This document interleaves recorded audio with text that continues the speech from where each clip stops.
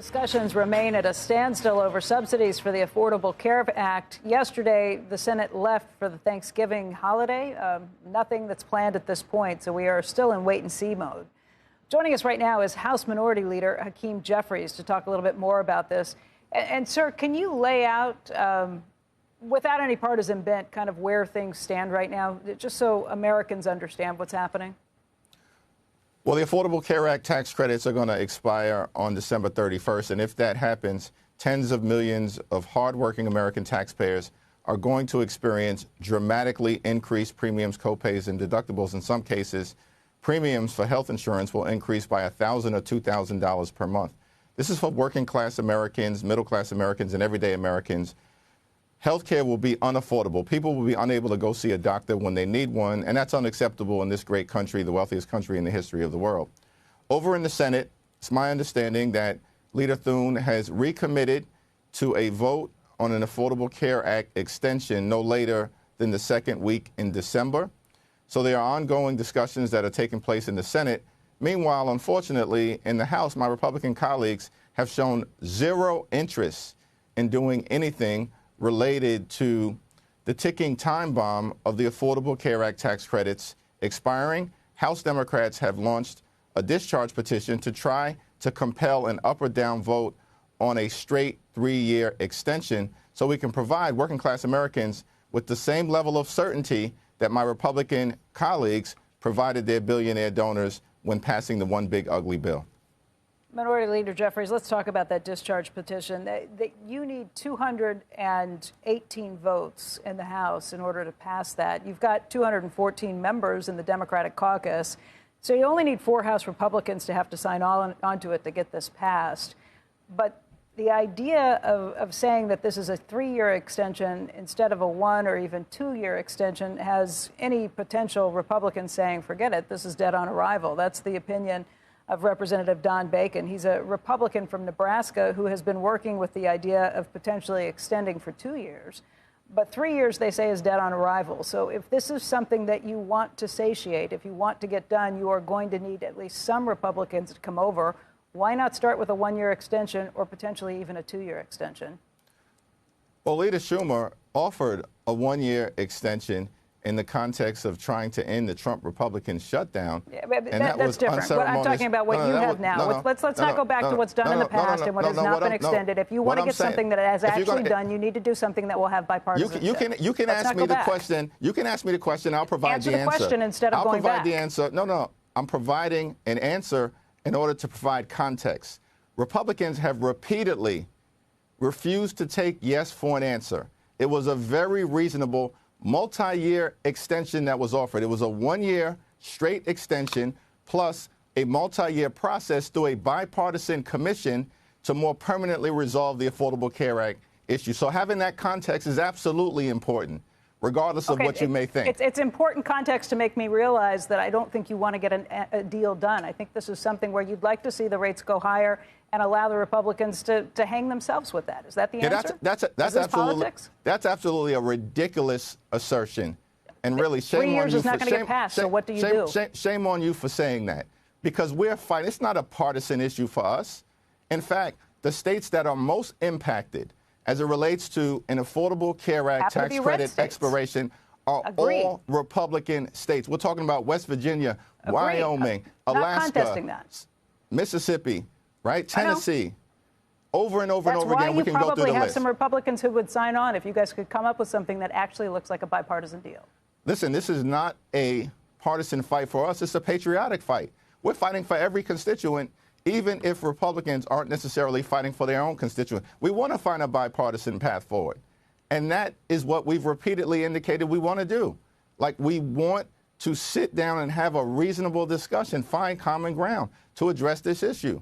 Now, Republicans said in the House they were willing to deal with the Affordable Care Act tax credit issue after the government funding agreement was reached. Well, now the government shutdown is over, and there's still been no conversations with House Republican leaders. Mike Johnson never said that. The leader never said that. You do have Republicans, though, who would agree with you on something if it was actually bipartisan in nature. That's what I'm trying to get at. Actually, Mike Johnson actually did say that there was always a plan to specifically deal with the expiration of the Affordable Care Act tax credits. In fact, he said that repeatedly. So I'm not sure what you're referencing. I think their plan is something that looks more like an HCA, which I'm guessing you would say is dead on arrival, too. If you wanted to set up these health care plans that are funded instead of going through the ACA, I'm assuming you would say that's dead on arrival, too, because there have been Republicans who've put that forward. Am I wrong in thinking you would not go along with that? What I'm saying is that what's in front of us is the immediate expiration of the Affordable Care Act tax credits. Republicans have had all year to deal with this issue, and they've refused to do it. So they're the ones who are not interested in finding a resolution to a health care crisis that they've created, including passing a bill that enacted the largest cut to Medicaid in American history. And because of their policies, hospitals, nursing homes, and community-based health centers are closing throughout America, including in rural parts of the country. Which why it would be nice to see a one-year extension so that none of these things happen immediately and give you all time to actually try and work on bipartisan situations, rather than a 3-year extension that basically kicks it down until the next administration is here. I think both sides need to come together and find some way of getting around this that's not necessarily saying, okay, we're going to spend $350 billion to extend these tax credits without having any way of trying to get at the real problems of what is causing higher premiums, what is causing this inflationary healthcare environment to begin with.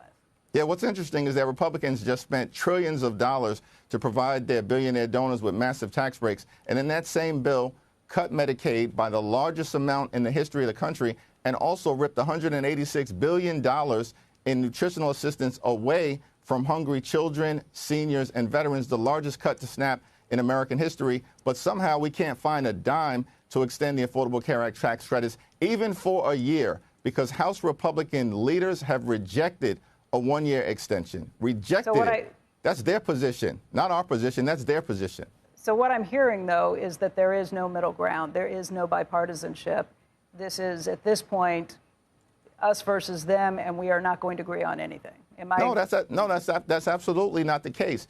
We've repeatedly said we will sit down anytime, any place with any of our Republican colleagues. We'll even go back to the White House to sit down with President Trump. We've repeatedly offered to do it, but they've refused. Donald Trump spent more time on the golf course during the longest government shutdown in American history than he did talking to Democrats on Capitol Hill who represent half the country. He has no interest in actually trying to find a bipartisan solution because the Republican approach, which is failing now, the American people know the country is moving in the wrong direction. The cost of living crisis is out of control. But the Republican approach since day one of this presidency has been my way or the highway. Everybody knows it. It's one of the reasons why Republicans were rejected decisively electorally in the elections early this month. Yet as Democrats, we continue to say we want to find a bipartisan path forward, but we need Republicans to operate in good faith in order for that to happen. Minority Leader, do you think that, what do you think do you think you were successful in shutting down the government? Do you think you got what you wanted? We didn't shut the government down. Donald Trump and Republicans control the House, the Senate, and the presidency. And in fact, the American people, prior to the shutdown, during the shutdown, and after the shutdown, know who was responsible for the government shutting down. And in fact, in the midst of it all, Republicans refused to even sit down and have a conversation about keeping health care affordable for everyday Americans.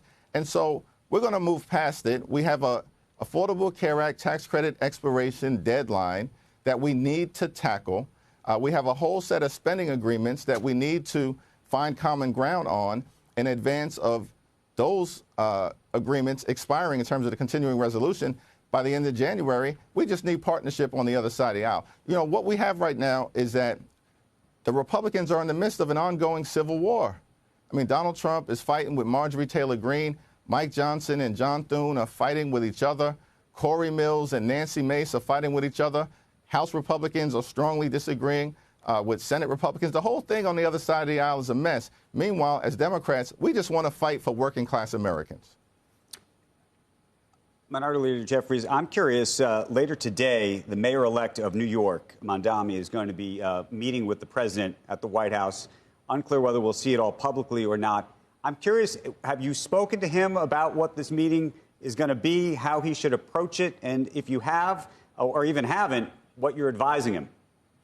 Well, he and I had an opportunity to talk yesterday. I congratulated him on the announcement that Police Commissioner Jessica Tisch was going to remain at the helm of the NYPD. I think that's a great thing for the city of New York, for every single community, and it reinforces the mayor-elect's commitment to public safety for all New Yorkers. I think at the meeting, as he's publicly indicated, the two topics that will be discussed will be the affordability